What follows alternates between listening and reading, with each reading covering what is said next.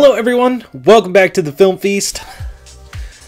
My name is Sam Donchis, I'm your host, and on this episode of the Film Feast, I'm gonna get back into it and talk more about the Amazing Spider-Man franchise. It's a subject I don't like to talk about a lot, but I can talk about it in great measure and with a lot of ferocity. So with that said, let's get right into it. Most specifically, I'm going to be talking about a release date change-up that happened fairly recently. Happened back right before Comic-Con started, so yeah, this is still catch-up edition.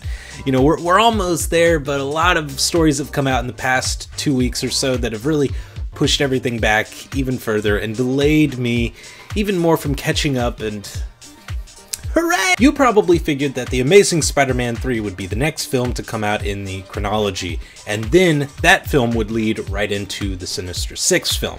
That's actually not the case. Sony has announced that the Sinister Six will be coming out on November 11th, 2016. And The Amazing Spider-Man 3, well, that's been pushed back 2 years from its 2016 release date to 2018. Damn. That is a little less than 4 years away. And I mean, if you saw The Amazing Spider-Man 2, you'd know that there were some elements of Sinister Six in there, but enough to lead into its own movie?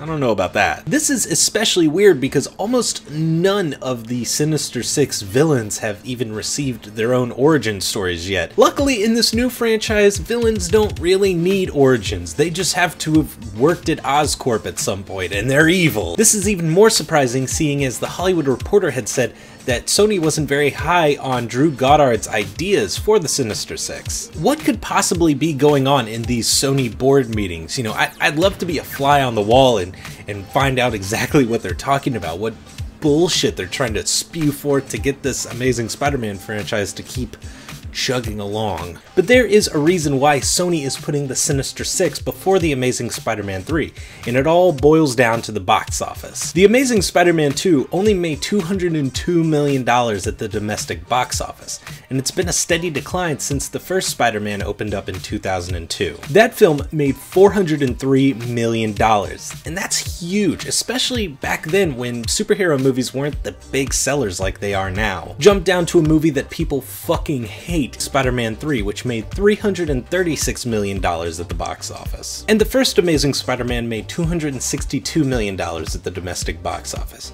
So with a $60 million decline, Sony is definitely feeling that. So in short, Spider-Man isn't making Sony money anymore.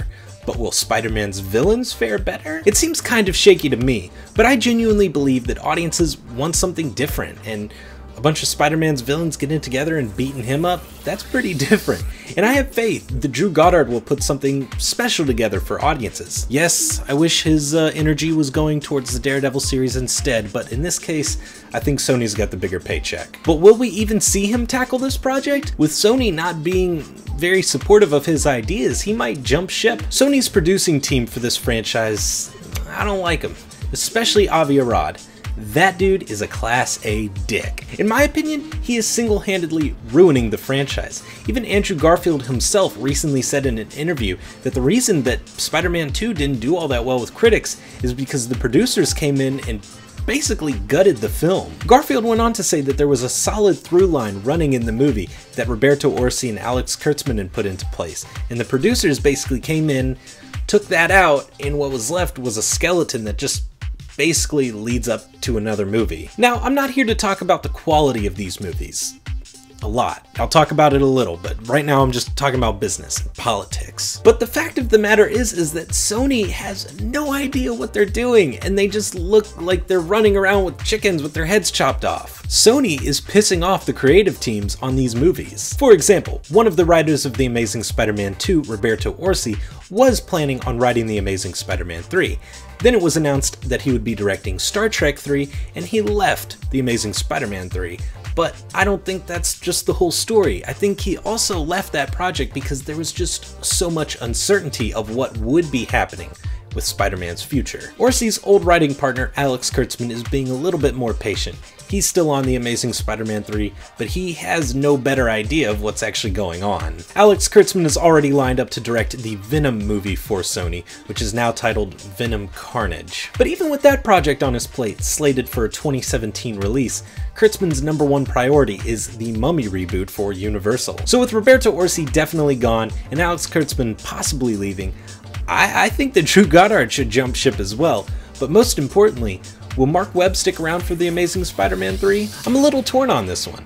While I think that Mark Webb got a lot better with The Amazing Spider-Man 2, I do think that he should step away from the franchise and work on a script and a movie that he really cares about, and will get a better movie out of it anyway. In all this madness, Sony has been poorly trying to cover their tracks, pretending that they actually know what they're doing, dropping exclusives here, bits of news there.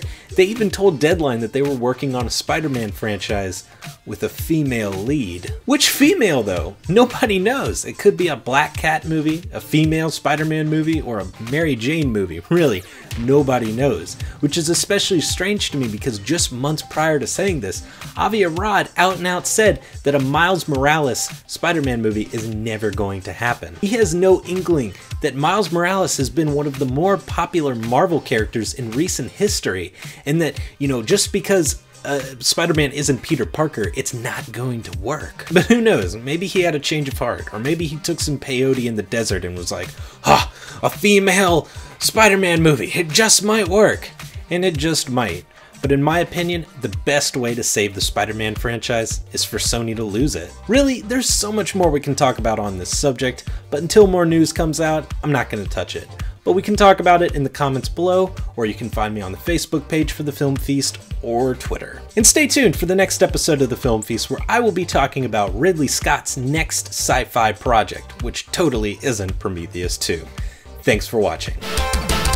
The Hateful Eight follows the steadily ratcheting tension that develops after a blizzard diverts a stagecoach from its route and traps a pitiless and mistrustful group which includes a competing pair of bounty hunters, a renegade Confederate soldier, and a female prisoner in a saloon in the middle of nowhere. Now that definitely doesn't read revenge tale to me, but it could. You know, that's not saying that it doesn't have revenge elements in it. Also, something about the title just bothers me. The Hateful Eight. Doesn't that sound familiar? The Crazy 88? Come on, Tarantino. Although this is his 8th movie, so it kind of makes sense. It kind of goes in tow with that, so... Conflicting emotions? Does that make sense to anyone else? Am I weird? I'm weird. I know I'm weird.